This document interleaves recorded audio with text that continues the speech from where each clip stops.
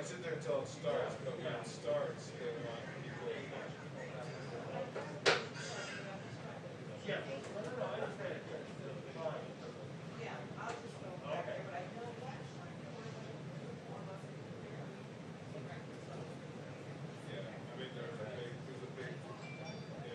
He's the president of the Correspondence Association. I'm not president. I'm on the board, Mike. Yeah, I mean, you can sit there until it starts, but when it starts, I think they're going to want you to. I don't know what the rules are. Rules are, you're not a fool, you shouldn't be in here.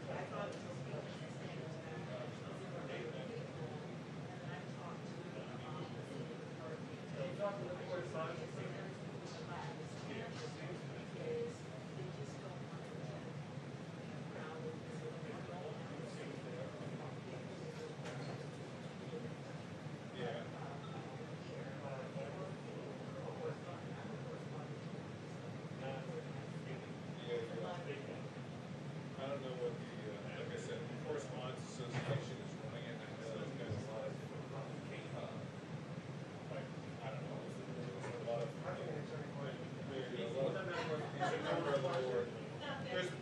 upset because people have been standing back here. Yeah.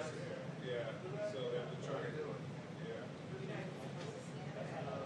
You're not supposed to be in this room unless you're out of seat, given the COVID restrictions. Yeah. I see that all the time. But the stand is, my understanding was that if you're here and working, this is a historical understanding. I know how it goes. Yeah, yeah. It's not there.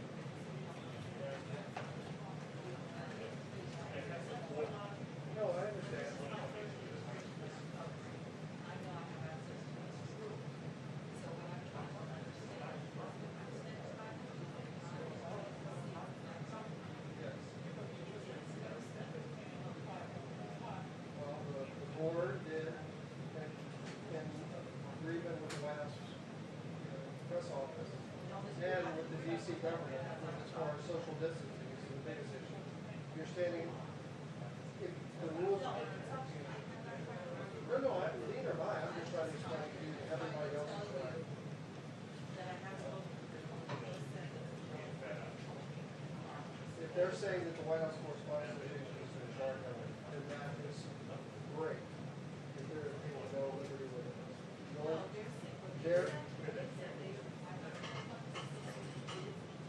correct. no, you could be here. No, that's not true. That's not right. Yeah, because every time there's somebody there, they are told to leave. Unless it's the woman from going in who has special permission from the press office. And she's not, she says she's not a member of the press. She says she's not a member of the press. She says she's a guest.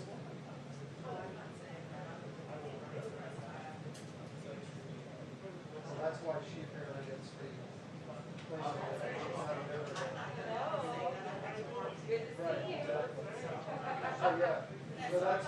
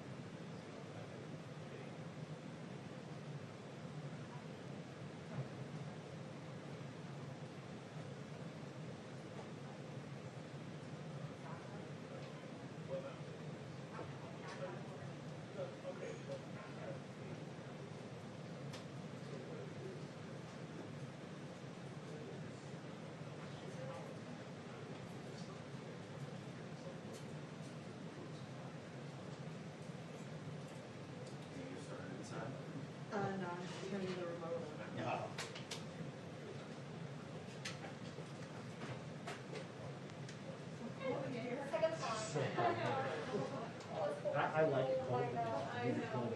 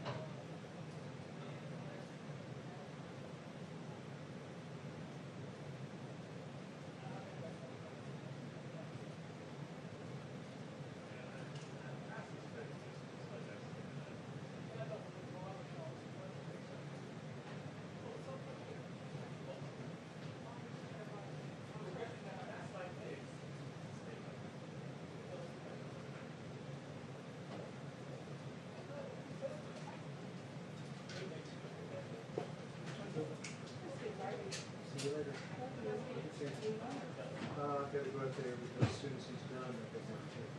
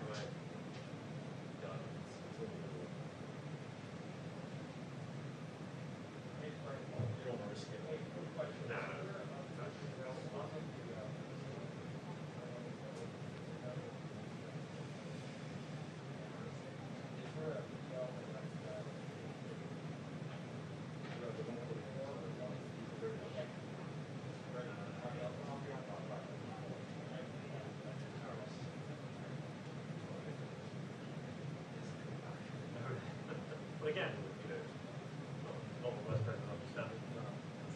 But he's like one of the two dentists for us here. Right. So he's working for that.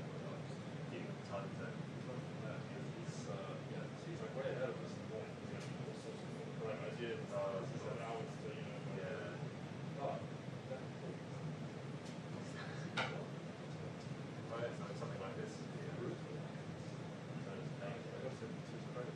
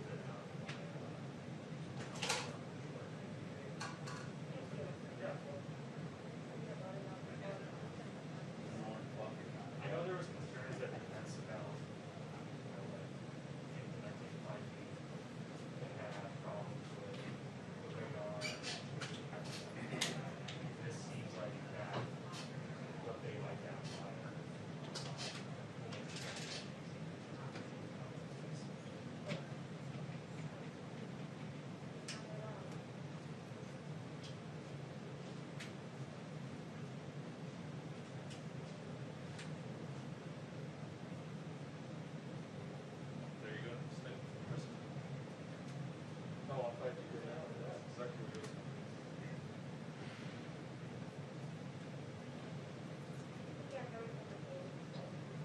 Oh, yeah.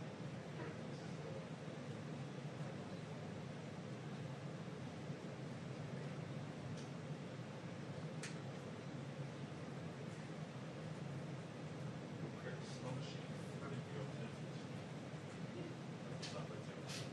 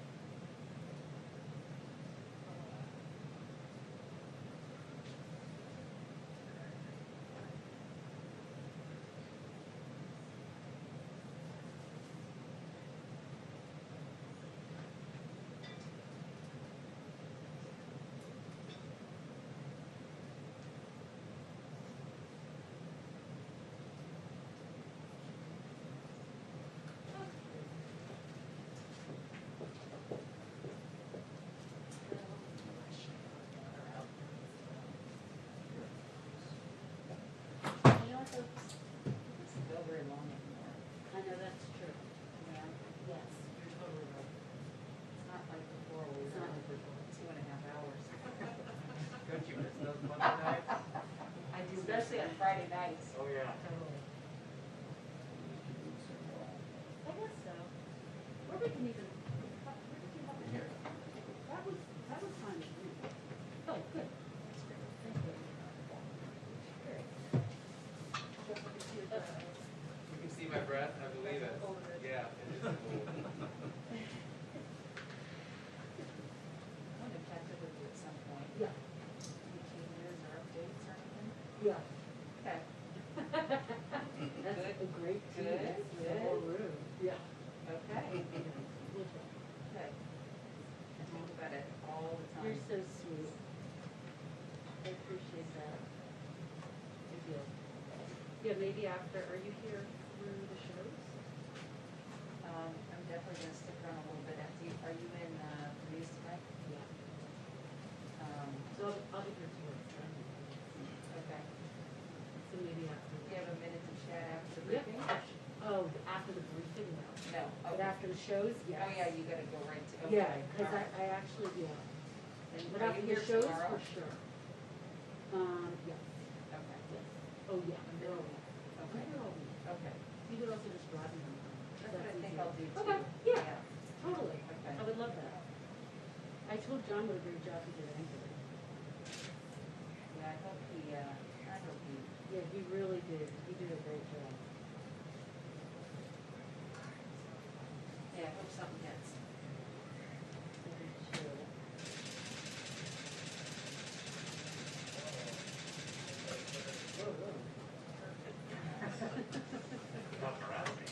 Hey, wow. Paparazzi.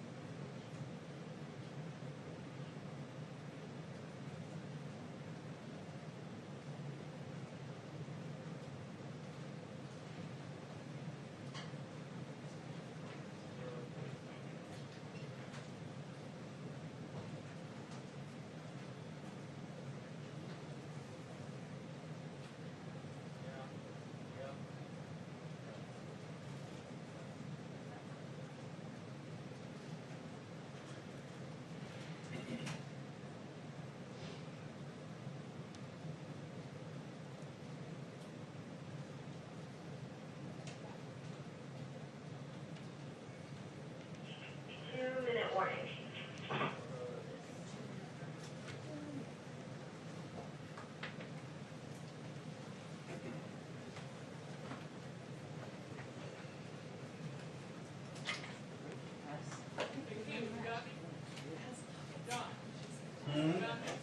Thank you. On the buttons. Yeah, yep, Yeah. yes, Of course. yes.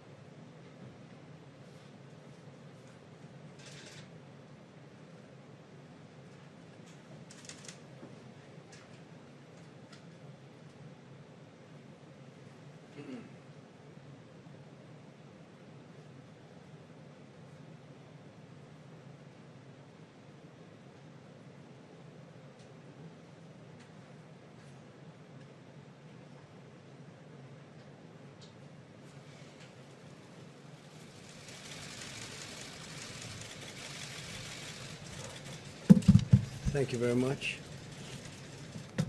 I thought I'd start by talking about some mail-in voting that just was revealed, just the news.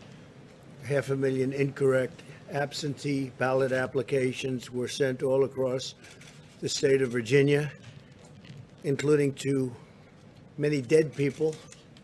This was an unprecedented mailing flub that's heightened concerns about the integrity of expanding mail-in voting. and mail-in voting efforts. It's a disaster. All over Virginia, 500,000 votes. So that's something you have to think about. We don't want to have a rigged election. I know that. And you have to be very careful when you mention, as you constantly do, Russia, or you mention China, or you mention Iran, or others that attack our election system. And when you have this mail-in voting, it's very susceptible. It's something that can be easily attacked by foreign countries and by, frankly, Democrats and by Republicans. And I think that it's something you have to start thinking about very seriously. Our system's not equipped for it. The post office is not equipped for it. And people should vote like they did in World War I and World War II. And your numbers will be, in 90 days or less, your numbers will be very good, I think, much better on the coronavirus or the China virus. But it's something you have to look at and say, this is just crazy. This just came out, 500,000 incorrect ballot applications sent all over the state of Virginia to many people that weren't living. They had some sent to pets, dogs. This is what we're going to get into, and it's going to be a disaster. And it's going to be thought of very poorly. It's going to hurt our country.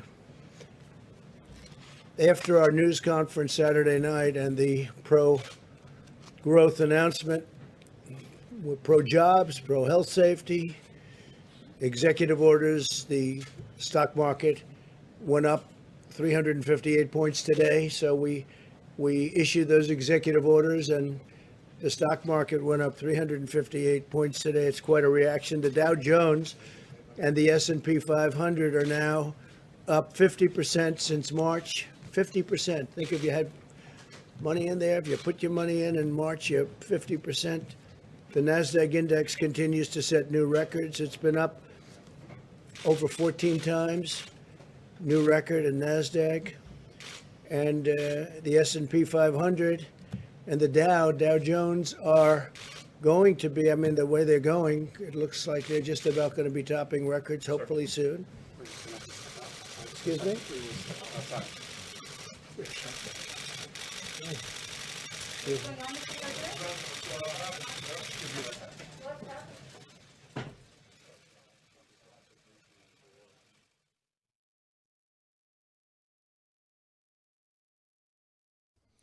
All right, back here at the Right Side Studio, still working on trying to figure out what has just happened. The president escorted from the briefing room very quickly.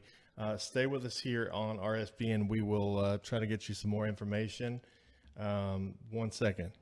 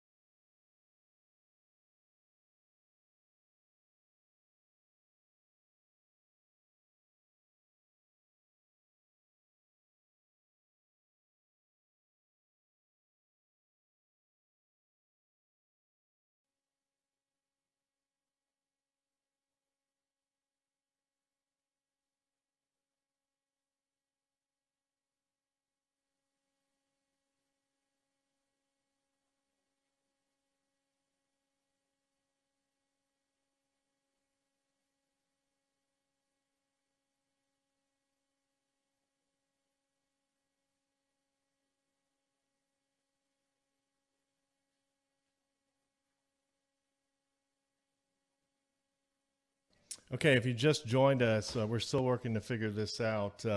President Trump abruptly ended his news conference. It was about 5 minutes underway, and we're looking at pool video right now. We're gonna stay with this shot, and we'll update you as soon as we have any more information. Just stay with us.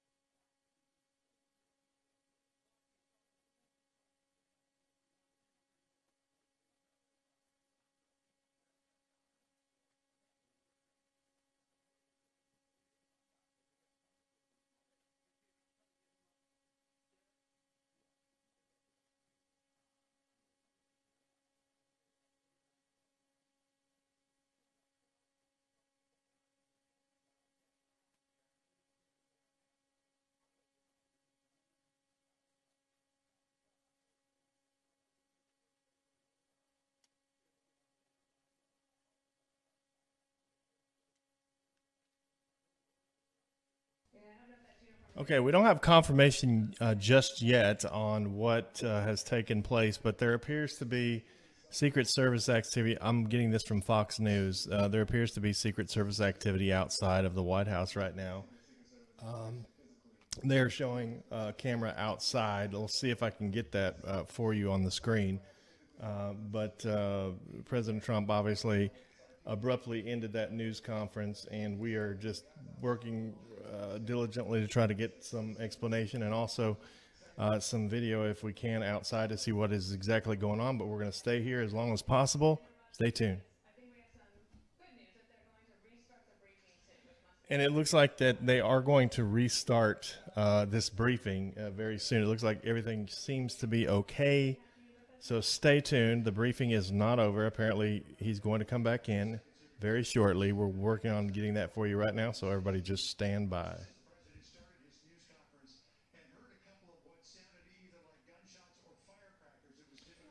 John Roberts of Fox News right now is reporting that they apparently heard some gunshots or fireworks or something like that outside, and so they're taking precaution.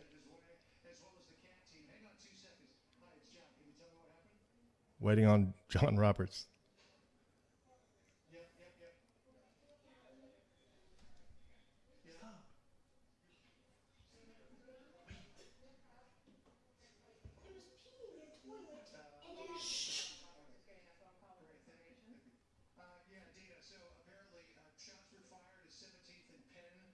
And so,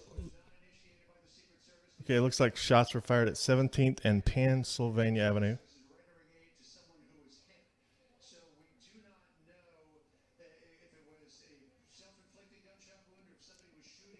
Looks, someone fired shots down the street.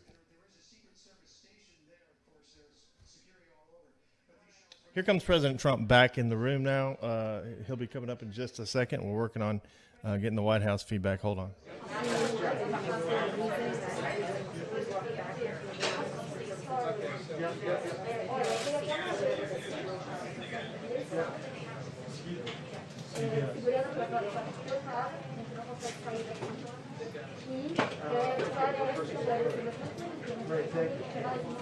Yeah, Dana, so apparently shots were fired at 17th and 10. This was not initiated by the Secret Service, the shots came from someone else. And apparently now the Secret Service is rendering aid to someone who was hit. Okay, so, Do not yep, know the Secret Service.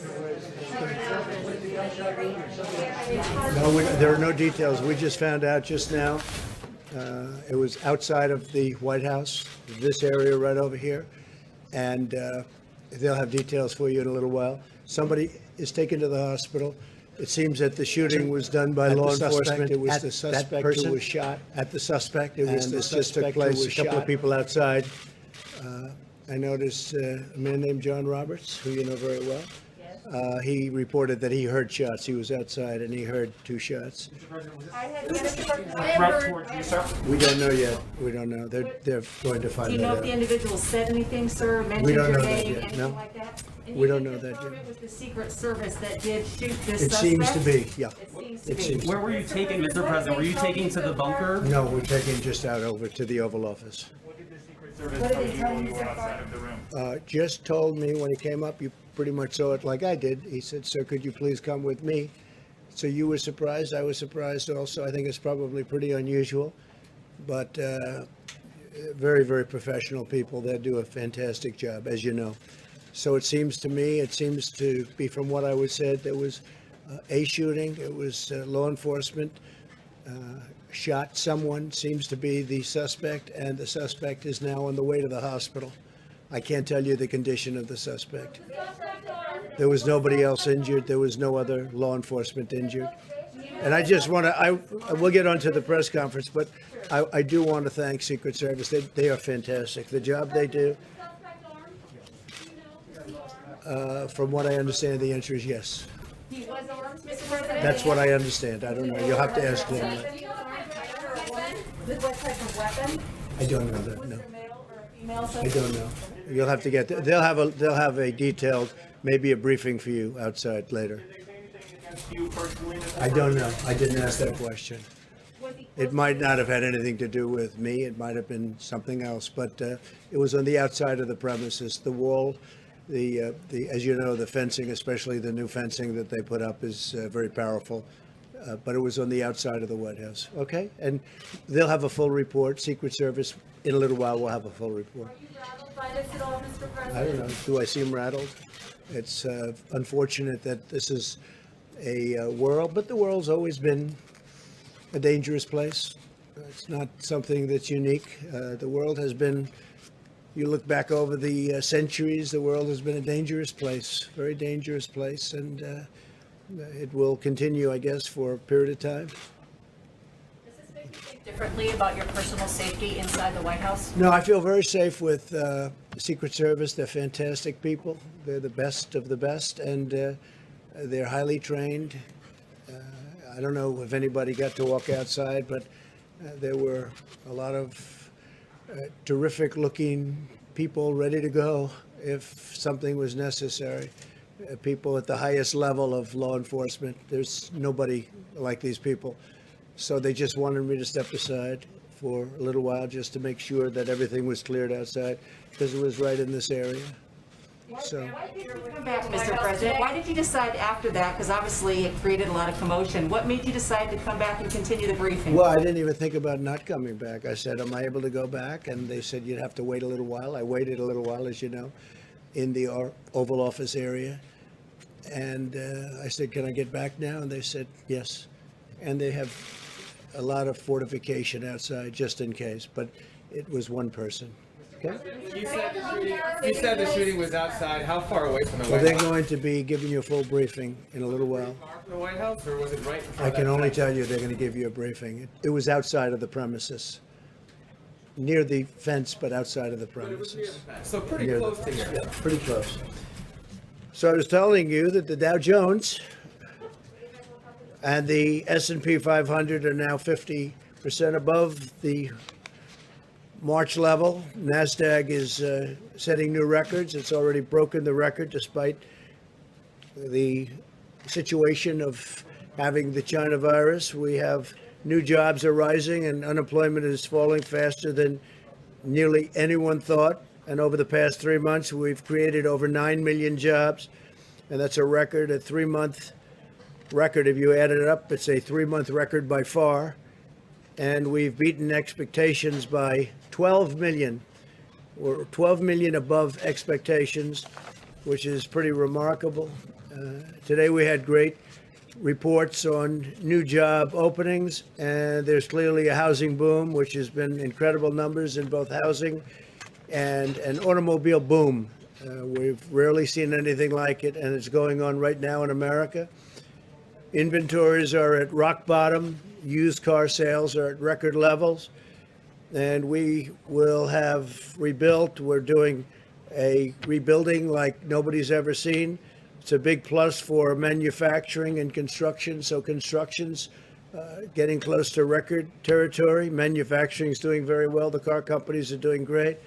Very happy for Michigan, the state of Michigan. We have a lot of car companies moving in. A lot of plants are being built and expanded in Michigan and Ohio.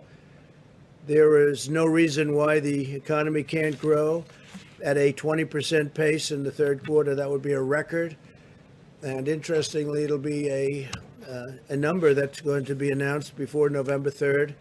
It gets announced probably around November 1st, which is very interesting. But it's going to grow at a very substantial pace based on all of the numbers we're looking at, and probably a lot more substantial than we originally thought.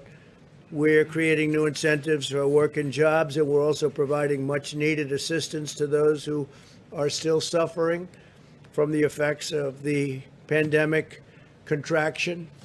And the contraction is now, well, we have the pandemic. We have a lot of great things happening in terms of the vaccines and therapeutics, as you know. And I think we'll be making tremendous progress over the next period of a few months, and certainly before the end of the year. I think we'll have a vaccine before the end of the year, very substantially, and we may have a therapeutic resolvement very quickly, very, very quickly. And frankly, that's the one I'd rather have faster, because you'd go in, you'd give a transfusion or a shot to people that are very ill, and they'd be able to come out of the hospital the next day or a few days later.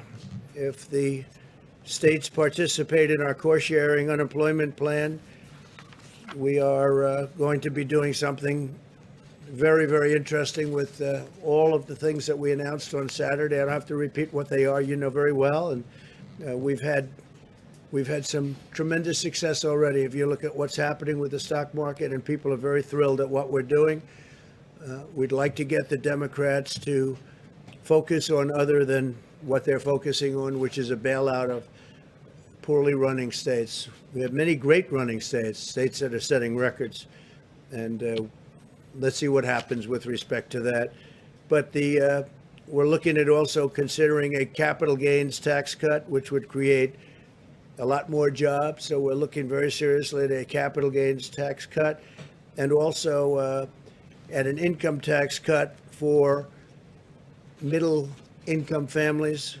We're looking at expanding the tax cuts that we've already done, but specifically for middle income families. And you'll be hearing about that in the upcoming few weeks. And I think it'll be very exciting. So a capital gains tax is going to be a lot of people put to work. and it would be a cut in the capital gains tax and also a cut in the middle income tax. So I now want to just discuss a little quick brief, and then we'll take a few more questions. But we took some, who would have known we were going to take questions before we started, right? Is that right, Jennifer? But that's the way it happens sometimes. We want to discuss, if we might, the China virus, and the world continues its fight against this horrible plague. Countries in every continent are seeing increases in cases. We have a rapid increase only in cases where it's very interesting because we're so far ahead of testing, we have more cases. If we had much smaller testing, would have fewer, but we feel that having testing is a very important thing. It's a great record to have in many ways. We've tested, I guess, close to 65 million people right now, and nobody's even close to that number. No other country is close. India would be second at 11 million, and they have 1.5 billion people. So we have the number one testing anywhere in the world by far, and we also have, I think, the highest quality tests. We have a lot of different ones, but we have the highest quality, including the short term and the lab tests. The lab tests take a little bit longer. And Dr. Birx was telling me a little while ago that we're down to 2 days and 2.5 days on getting your result on the lab test. The other ones, you get them in 5 minutes to 15 minutes, so that's exciting. But countries in every continent are seeing increases in cases. In recent days, cases have rapidly increased in Japan and Australia, unfortunately, and they're now experiencing higher peaks than they did in March. To the south of our border, cases have continued to surge in Mexico, Central America, Argentina, Colombia, Peru, Brazil, and throughout Latin America. It's really the hot spot. It's posing a major challenge for this continent.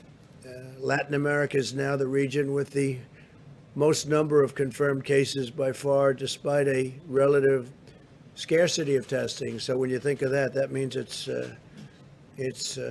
pretty much on fire. They're having a hard time, and we're helping them. We're sending them tremendous numbers of ventilators, which we're making by the thousands every month, and we're helping Latin America very much. It's hard for them to come into the country because we have big sections of wall up now. The new wall is being built, which people don't talk about. They used to talk about nothing but the wall. Now that it's being built, they're not talking about it so much, but it's helped us because we're up to we're getting close to 280 miles in the most important areas. So that's helping us a lot in terms of not having people come in to the country who are infected with the coronavirus. This global trend underscores the persistence of the virus, including in nations that apply the strictest and most punishing lockdowns. You have nations that are really tough on the lockdowns, and they're getting hit very hard. That's why my administration is pursuing a science-based approach that protects the most vulnerable, preserves hospital capacity, and focuses on the delivery and development of treatments and ultimately the vaccine. I feel strongly that we will have a vaccine by the end of the year, and it'll be put in service maybe even as we get it, because we're all set militarily. We're using our military to distribute the vaccine. And logistically, there's nobody like this group of people. I meet with them a lot, and they're ready to go. As soon as they have it, they'll be going.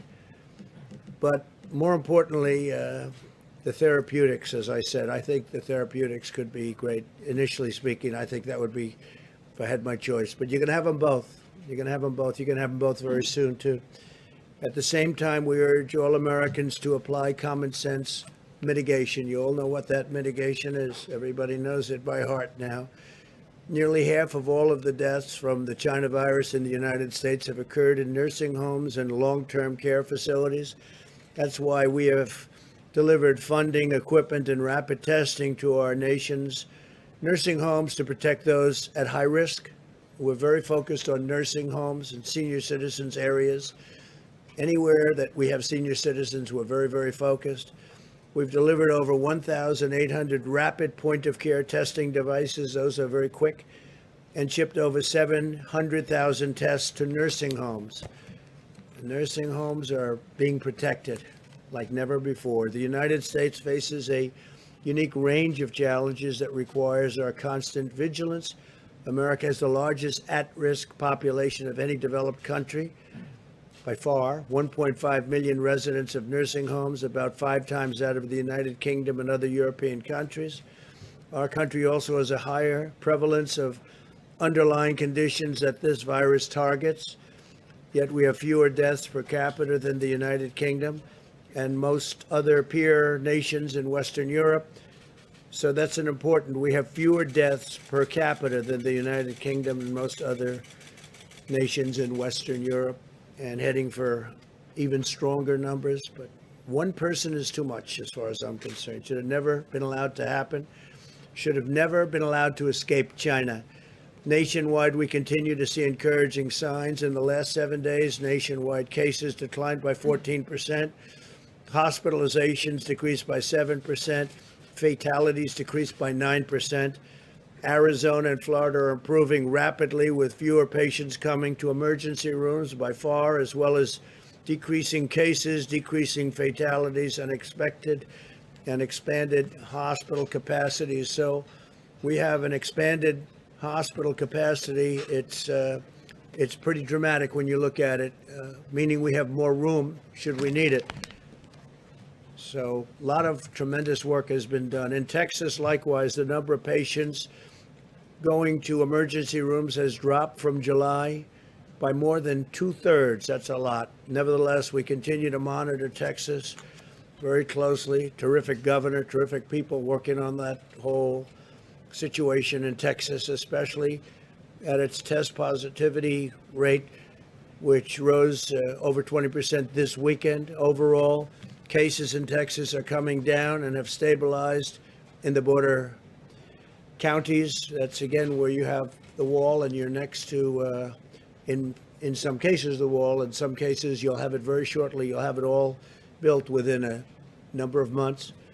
But those areas were hit very hard, and there are likely cases from Mexico that come in, back and forth from the border. They come in legally. As doctors have found more effective ways to treat patients, the fatality rate continues to improve. Texas has 1/6 the fatality rate of New York and New Jersey that they had in April. And if you look at New York and New Jersey, they work very, very hard, but very heavy density, and there are a lot of different kinds of difficulty. The fatality rates in Florida and Arizona are between 25 and 33% of the peak rates of New York and New Jersey. Again, different climate, a different grouping, different density, tremendously different density. In California, the situation is starting to stabilize and improve throughout the major metropolitan areas. Statewide, hospitalizations continue to decline very substantially, with about 20% fewer inpatients now than on July 21st. California is starting to really show signs of correcting. We're monitoring regions with increasing cases, including Boston, Chicago, and the Midwest, and we're monitoring them very, very strongly and very, very hard. I do want to say that I think at the end of a fairly short period of time, you're going to be in very, very good shape all over our country. Every loss of life is tragic, and all nations must work together to defeat this horrible virus. My administration is going to continue to save as many lives as possible. We are working round the clock, everybody. I mean, it's incredible how hard they're working. And people from other countries, we're working with them also, and they're working very hard. This is something that's now attacked 188 different countries. There are a wide range of factors that determine how the virus impacts a nation, such as age, underlying conditions. Underlying conditions is a very big one. If you're sick in any way, especially they say heart and diabetes, that's not a good thing to have. If you're going to have this, if you're going to catch it, so we're trying to protect especially those people that have problems with their heart or diabetes and levels of pre-existing immunity resulting from past exposure to other viruses, which happens. We must stop politicizing the virus and instead be united in our condemnation of how this virus came to America, how this virus came to the world. And we're going to figure it out, and we're going to find out. And we're very angry about it. On the therapeutics and vaccine updates, 3 vaccine candidates are currently in phase 3 clinical trials, something that would have been impossible under the previous administration or any other administration. And several others are showing considerable promise. We have great companies, very well-known companies. I think everyone in this room would know these companies, but they're the biggest and the best in the world. And we're working with other foreign companies and countries that have been really working very closely with us. We're trading. We're not looking to do anything but come up with the answer, and we really don't. We don't care. We want to come up with the answer. If it's one of ours or one of theirs, it's okay. We have to come up with the answer, and we're very close to getting it. Some people think we have it. We may have it. We have the best scientists in the world racing to develop a safe vaccine that will end this pandemic, save millions of lives, and that's millions of lives all over the world, and end the harm inflicted by this virus to our society and to all other nations. Last week, the NIH began a clinical trial of remdesivir paired with another approved antiviral drug and anti-inflammatory drug. You know that remdesivir has been very successful, and now they're experimenting with others, including antivirals and anti-inflammatories, and they're having some very interesting success. We've secured enough remdesivir to treat over 650,000 patients. On Saturday, I took executive action in its signing to save American jobs and support American workers. I signed directives to give a payroll tax holiday with the understanding that after the election, on the assumption that it would be victorious for an administration that's done a great job, we will be ending that tax, we'll be terminating that tax. On the other hand, the other group wants to raise taxes, and they may want to leave it where you pay it, but the payroll tax is a big deal for people. It's a tremendous saving for people, and we're going to be doing it, and we intend to terminate it at the end of the appropriate period of time. It's for those making less than $100,000 to the end of 2020 to provide an extra $400 per week, also in unemployment benefits, and to extend the freeze on home evictions.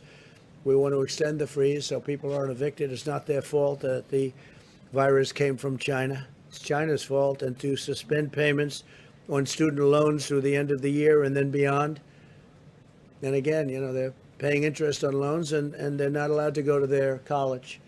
So we're going to suspend payments on student loans through the end of the year, and then another extension most likely, because it's not fair to the students to have to pay when the colleges aren't doing the job of getting open, and I think probably many of them could be open. So I want to thank you all. I'm sorry for the disturbance before. Things happen, and if you'd like, we take a few questions. Yeah. Thank you, Mr. President. I appreciate it. Haley said earlier today that you've been working around the clock, so there's no delay to get these enhancement unemployment payments to Americans. Yeah. Can you give me your timetable? Are we talking next week, 2 weeks, a month? See what it Within the next week or two, we think the states will be able to execute. So, Mr. Secretary, you're saying when? I think within the next week or two, most of the states will be able to execute. Got it. And By the most way, of the the states. gentleman, you know everybody, you know Russell, you know, but this is Scott Atlas, do you know that, right? Scott is a very famous man who's also very highly respected, Stanford, and he's working with us and will be working with us on the coronavirus, and he has many great ideas, and he thinks what we've done is really good, and now we'll take it to a new level. And so it's great to have Scott working along with us, and we appreciate it very much, Scott. Thank you very much. Really, we've had some great discussions. To follow up on that, Mr. President, if you don't mind, you mentioned the states. Have all the governors signed on to this? We just had a meeting with the governors, and they were very anxious to get money for the people in their states. And if they, depending on the state, we have the right to do what we want to do. We can terminate the 25%, or we don't have to do that. So we'll see what it is. Depends on the individual state. But a lot of money will be going to a lot of people very quickly. And I've instructed the Secretary of the Treasury to move as quickly as he can, right? So we'll get it done. Yeah, please. I have a question about coronavirus. I wanted to just ask you to be clear on the incident outside. There's a fairly significant perimeter around the White House. Does it concern you at all that someone who was armed was able to get so close that you needed to be removed from the briefing room? Well, I don't know if he was close or not, he or she. I don't know if it was a he or she, but I have such confidence in these people. They're so good. And I don't think the person breached anything. It was on the outside ground, so I don't believe anything was breached. I asked that question, so they were relatively far away. On coronavirus, 97,000 children tested positive for coronavirus in the last 2 weeks in July, according to the American Academy of Pediatrics. Does that give you any pause about schools reopening for in-person learning? Because they may have, as you would call it, a case, it may be a case, but it's also a case where there's a tiny fraction of death, tiny fraction, and they get better very quickly. Yeah, they may have it for a short period of time, but as you know, the seriousness of it in terms of what it leads to is extraordinarily small, very, very much less than 1%. Do you still Jonathan, believe that children are essentially immune? Yeah, I think that for the most part, they do very well. I mean, they don't get very sick. They don't catch it easily. They don't get very sick. And according to the people that I've spoken to, they don't transport it or transfer it to other people, or certainly not very easily. So, yeah, I think schools have to open. We want to get our economy going. We have incredible numbers despite this. If we could get this going, I think it's a very important thing for the economy to get the schools going. Jonathan, go ahead. Thank you, Mr. President. In Ohio a few days ago, you said, quote, Joe Biden has hurt God. He's against God. The Vice President has said that he's a man of deep Catholic faith, that he's credited for helping him endure some immense personal tragedy. So, sir, what did you mean by that when you say that Joe Biden has hurt God or is against God? Well, if you look at the manifesto that they've come up with, and if you look at their stance on religion and things having to do very importantly with aspects of religion and faith, I don't think a man of deep religion would be agreeing to the Bernie Sanders plan. You take a look at what they have in, and you can't put that into the realm of a religious group of people, I will say that. And I think it's one of the reasons why, if you look at polls, which I'm not a big believer in polls, if I was, I guess I wouldn't be standing here right now. And by the way, our poll numbers are going up very rapidly, as you know, and Joe's are going down very rapidly. He'll have to come out of the basement, it looks like, pretty soon, because that, it's one of those things. But no, if you look at the manifesto, I call it the manifesto, a lot of people are calling it the manifesto. My opinion, it's further left than where Bernie was before. So normally he'd be left and you'd bring it somewhere a little bit toward the center. But some of the things that they have down there, and I'm not only talking in terms of religion, I'm not talking even in terms of religion, but some of the things they have in the agreement made, and this was an agreement made by Bernie Sanders and Joe, it's a terrible thing. It would be a terrible thing for our country. It will destroy our country. We will go into a depression. We will put on regulation. We will double and triple taxes. It will be terrible for health care, just terrible. You'll have 180 million people lose their health care. It will be a terrible, terrible thing for our country. Okay, yeah, please, Jeff. Thank you, sir. I'd like to ask you a question about something you said in Bedminster as well. You said that you're planning to issue an executive order to ensure that health insurance companies prevent or cover people with pre-existing conditions, and you said that had never been done before, but that's not the case, because that is the law under the Affordable Care Act. So my question is, why do you need to issue an executive order for law that is already existing? But I didn't say, I said as an executive order. As you said as an executive order, it hasn't been done before. We want to We want to be able to assure people that pre-existing condition is always taken care of. As you know, we've done tremendous things having to do with the individual mandate. We got rid of the individual mandate from Obamacare, which really ended Obamacare as it would be officially known, because the individual mandate was the biggest part. It was also the most unpopular part, where you pay for a terrible privilege of overpaying for insurance. You pay not to have to pay for your health care. And that was a disaster for people and a very unpopular. That was called the individual mandate, and we terminated that and officially terminated that. And that was something that we have been given thanks for by many, many people.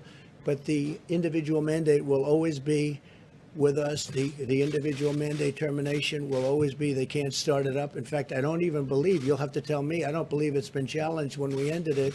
And pre-existing conditions, the Republicans are 100% there. And I'll be issuing at some point in the not too distant future a very strong statement on that, probably in the form of an executive order. Why do you need her to do an executive order if it's already a part of existing Just a double law? safety net, and just to let people know that the Republicans are totally, strongly in favor of pre-existing condition, taking care of people with pre-existing conditions. It's a signal to people. It's a second platform. We have pre-existing conditions will be taken care of 100% by Republicans and the Republican Party. I actually think it's a very important statement. Yes, please. Mr. President, do you still intend to try to hold an in-person G7 meeting in the United States at some point in August and September? And have you already sent out invitations to do so? No, we haven't sent out invitations. We're talking to them. As you know, I was on the phone with many of them yesterday with respect to Lebanon, which is truly one of the saddest, most catastrophic things I've ever seen. And they have no idea how many people have died. They're having revolution right now in that country. It's just a terrible thing. But I was yesterday, 8 o'clock in the morning. We had our time. We had a big teleconference call. Some of those people were there. I'm much more inclined to do it sometime after the election. We were going to do it in September. They'd like to do it. We could do it through teleconference, or we could do it through a meeting. But I sort of am now suggesting, I told my people yesterday actually, why don't we do it sometime after the election, when things are a little bit, you have a little more time to think about it, because it's very important. The G7 is very important. To that meeting? I don't know, but we have invited a number of people to the meeting. I certainly would invite him to the meeting. I think he's an important factor. But we will invite certain people that aren't in the G7. Some people have already accepted, but we're going to be doing it after the election. I think it's a better atmosphere to have a G7. I think it's a lot, I think it's just a better, calmer atmosphere to have a G7. Yeah, please. I wanted to ask Secretary Mnuchin, actually, have you spoken to any Democrats since Friday, or have they reached out to you at all about restarting negotiations? I've spoken to several Democrats. I have not spoken to Schumer or Pelosi since then. Do you expect, would you reach out at all to them to try and Yeah, I said anytime they want to meet and they're willing to negotiate and have a new proposal, we're more than happy to meet. They're hurting people very badly. This would have been so easy for them to do. And I saw that Senator Schumer said today on a show, I don't know what show, but he said today on a show that we should meet, we should do something. But, you know, where has he been for, how many weeks have you been negotiating? Like 4? And they should do something. It would have been so much easier than doing it the way we did it. But we did something that's very important, and frankly, it's been well received, very well received. Go ahead, please. Thank you, Mr. President. You tweeted earlier today that you're considering Gettysburg as a venue for your speech for the RNC nomination acceptance. What's your thinking behind that as a possible location? Well, I think I've been to Gettysburg numerous times. It's a national park. It's a national historic site. It's incredible. You know, it's the history. It's incredible, actually, to me. It was a very important place and is a very important place in our country. So we're looking at that, and we're looking at the White House. The White House would be very much easier for Secret Service. You see what just went on here. They're all here. Just like you have your seats, they have their seats at the White House, so there wouldn't be any expense or any extraordinary expense. And the White House would be a lovely place to do it also. Least expensive place that you could do it would be at the White House. This is a government expense. And look, I watch also with governments, I watch to make sure that we do what's right. But we're looking at Gettysburg and we're looking at the White House. And we have other sites too, but I think these would be two really beautiful sites. Jennifer? Would you envision having an audience for that speech? You could. You have plenty of room at both locations. I see John Roberts. John, you were outside. You said you heard shots fired before? Two shots in rapid succession just after you picked the podium. And they were shots, pretty much. Certainly You sound definitely like know the difference. I know that. You know the difference. You thought they were shots, John? Definitely sounded like gunfire. I saw your report inside when I went inside. It's a good report, too. Thank you very much. Appreciate it. Jennifer, please. Can you give us an update on China? Do you think that your administration will respond to the sanctions that China announced this morning on American officials? Well, we've already responded in many different ways. We're talking a lot about China. We shouldn't have been talking about China. We did a phase 1 deal, and it was a wonderful deal, and all of a sudden it means very little in the overall import of things. They should have never allowed what happened to the world, including us. But this was released into Europe, and it was released into the U.S., and it was released all throughout the world, but it wasn't released into China. And we were doing numbers that just were incredible, and we hope to be able to do them perhaps even next year. I think we're going to have an incredible year next year, but that will never pay for the loss of life in our country and all over the world. So we view China differently than we did 8 months ago. Very much differently. Yes, please. Is there still any consideration of delisting Chinese companies? Is that an ongoing discussion? Delisting? Delisting Chinese companies? We never comment on specific things, but no, there's nothing. Could it still be on the particular. table? There's again, nothing specifically at the moment done. Are you talking about delisting? From the US comments Stock on the Exchange? exchange? Yes. I'm sorry. Yeah, so just to be clear, we did make the recommendation, and the SEC will be putting out that, yes, as of the end of next year, if they do not fully comply, and that's Chinese companies, any other companies, they all have to comply with the same exact accounting, or they will be delisted on the exchanges. I thought you meant sanctions. I was confused when you said Records. And Jennifer, we're also talking on the WTO, the World Trade Organization. China's treated much differently than we are. This should have been handled many years ago when it first happened, but they're treated as a nation that's developing. They're treated as what they call a developing nation, which gives them tremendous incentives and advantages over and above what the United States gets and over and above what other countries get also. This is a developing nation? I don't think so. I don't think for purposes of what we're talking about it should be.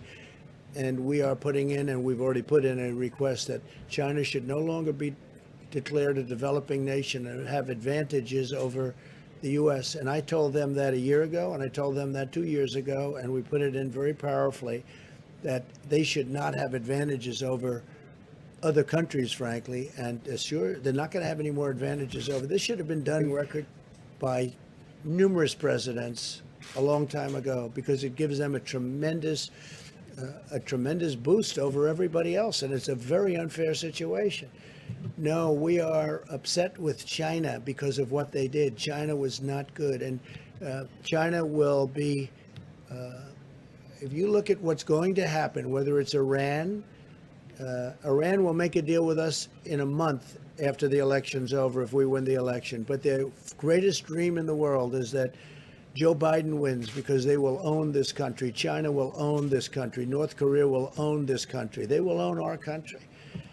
And they're all waiting to see the election. And if we have a win on November 3rd, we will have a deal with, in my opinion, Iran within 1 month.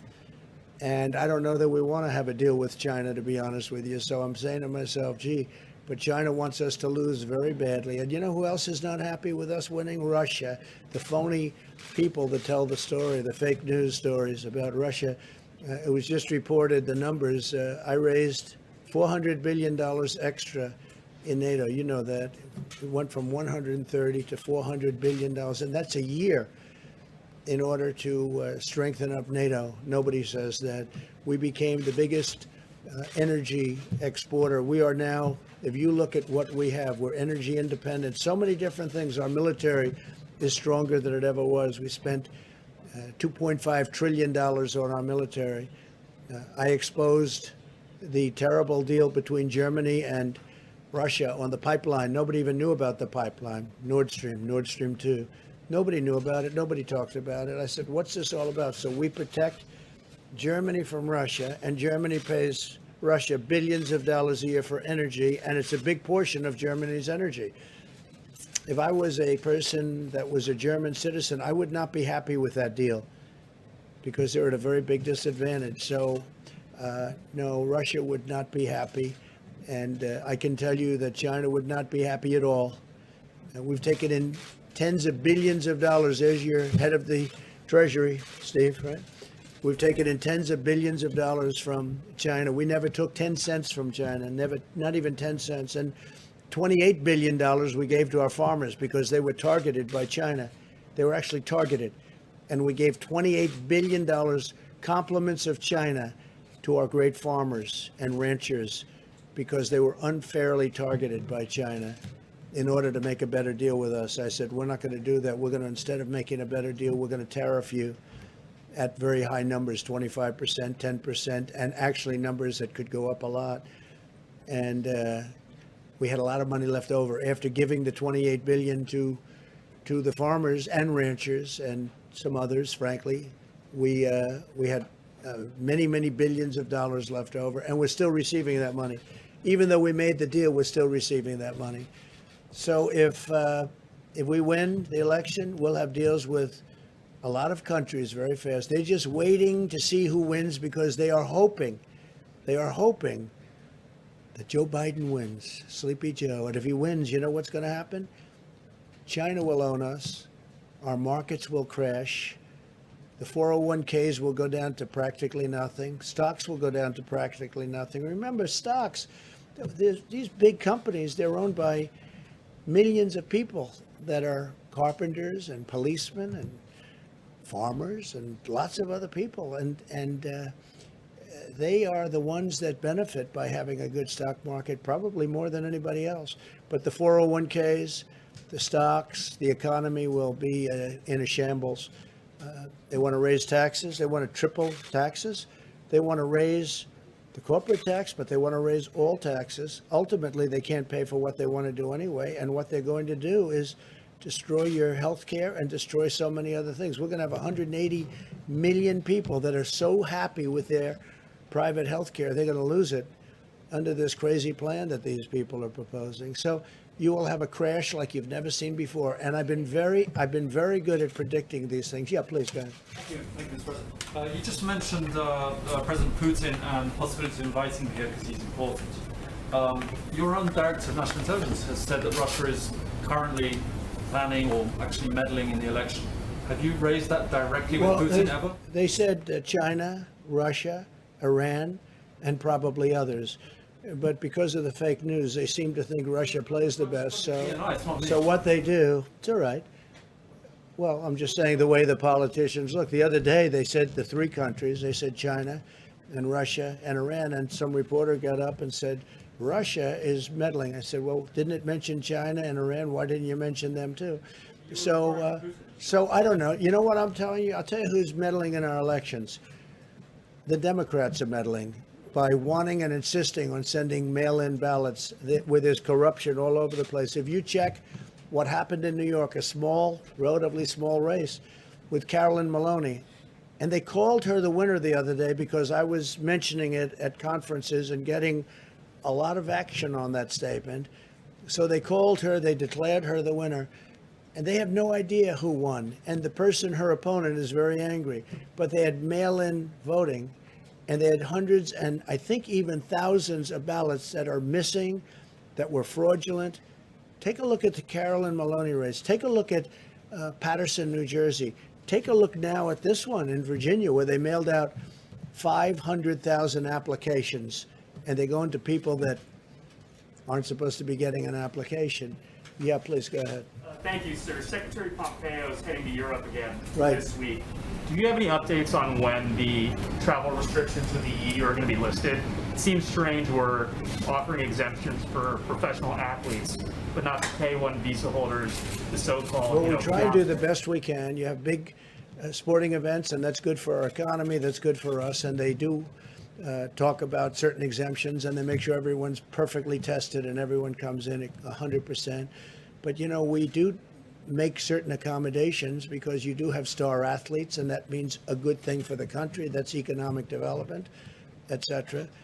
But we are working very closely with Europe and with other countries to see what's the best timing. Don't forget, I was the one that turned Europe off because they really they led the way. They led it much more so than we did. We were months following them. And in terms of they got hit earlier than we did, quite a bit earlier than we did. So I put the restrictions on Europe. I put the restrictions on China, which was a great thing to do. In retrospect, we're getting, I mean, that was a very important day. Dr. Fauci said that was one of the most important days. And a lot of people didn't want me to do it, but we first put a ban on anybody from China coming in, and then we put a ban on Europe coming in. But we're working very closely with Europe to see when that will all come off. Yeah, please.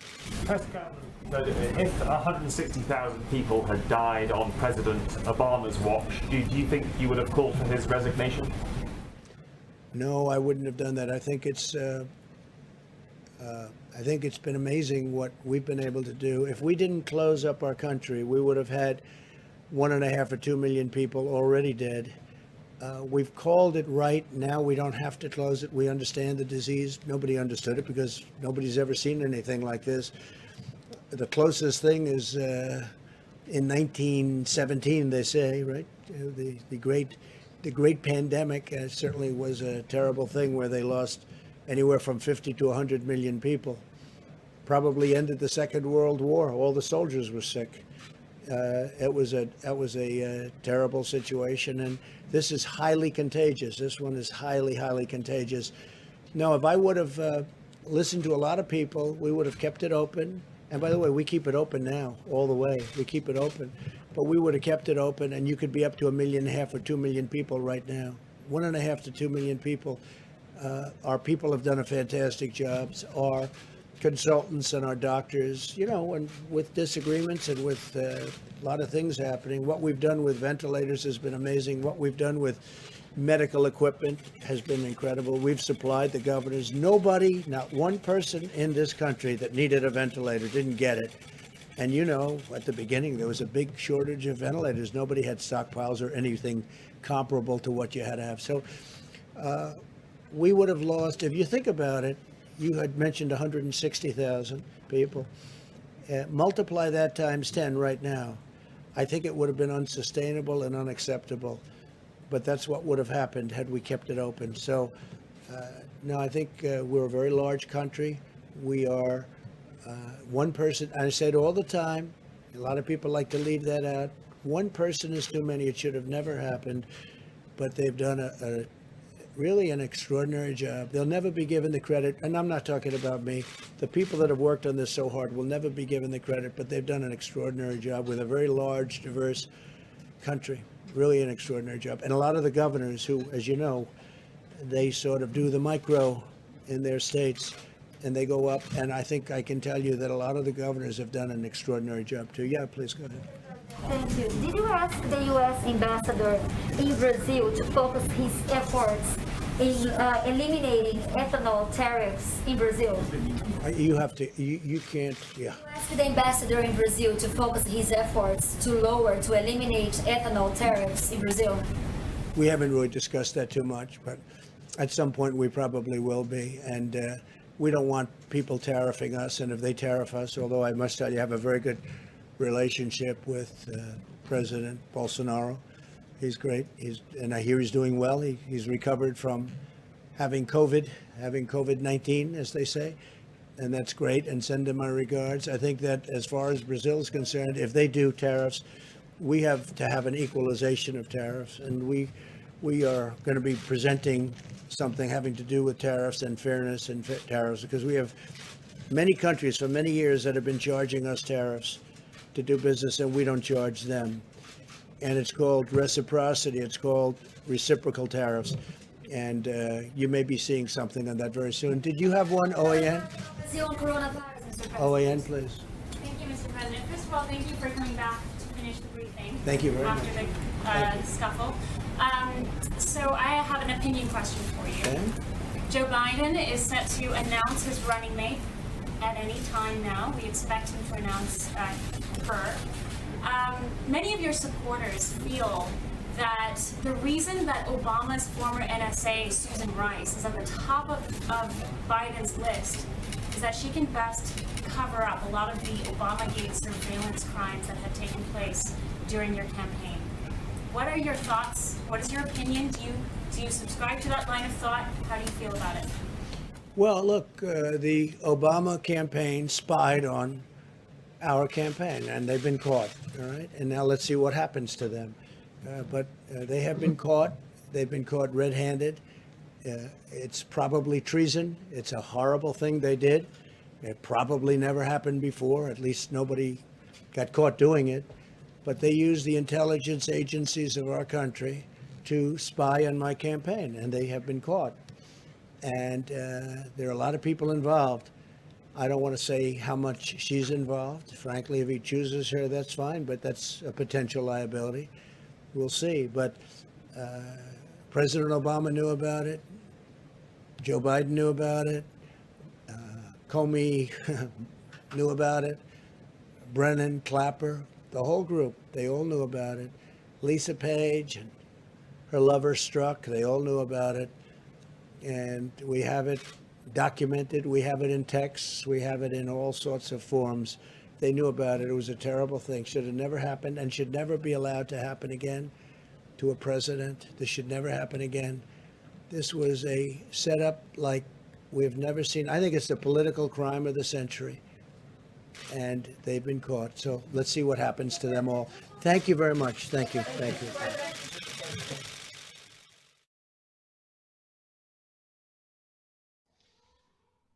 Okay, if you're just joining us, welcome back to RSPN's coverage of this President Trump's press conference today. If you missed what happened earlier, I'll show you really quick. This happened earlier, about a minute or two or three into President Trump's press conference. Records hopefully soon. Excuse me? Excuse me.